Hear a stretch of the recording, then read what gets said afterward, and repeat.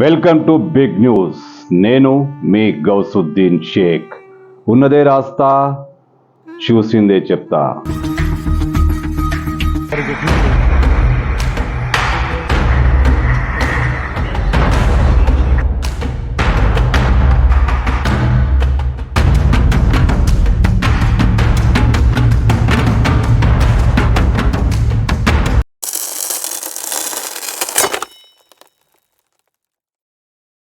మనస్సును పిండివేసే వార్త, అత్యంత విషాదమైన వార్త, దారుణమైన వార్త, ఎంతో వేదనను ఆవేదనను కలిగించే వార్త. అవును, ఆ విమానం మహా విషాదాన్ని మిగిల్చింది. గుజరాత్లోని అహ్మదాబాద్లో జరిగిన ఆ విమాన ప్రమాదం భారత చరిత్రలో ఒక మహా విషాదంగా మిగిలిపోయింది. గుజరాత్లోని ఎయిర్పోర్ట్లో టేకాఫ్ అయిన కొన్ని నిమిషాల్లోనే సమీపంలోని ఒక సిటీపై కుప్పకూలిన ఆ విమానం చాలా పెద్ద విషాదాన్ని మిగిల్చిందని చెప్పొచ్చు. ఎందుకంటే విమానంలో ఉన్న ప్రయాణికులు, విమానం సిబ్బంది అంతా అక్కడ అగ్నికి ఆహుతైపోయారు. అంతకంటే దారుణం, ఆ విమానం ఒక డాక్టర్స్ హాస్టల్పై పడింది. అక్కడ క్షతగాత్రులు ఎంతమంది, మృతులు ఎంతమంది, ఎవరికి తెలియని పరిస్థితి.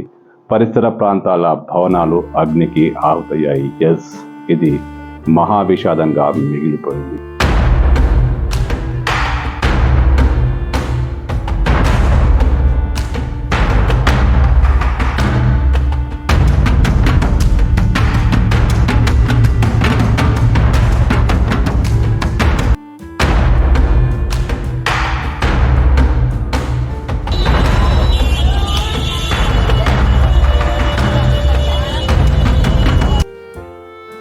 ప్రమాదానికి గురైన ఈ విమానంలో గుజరాత్ మాజీ సీఎం విజయ్ రూపానీ కూడా ఉన్నారు.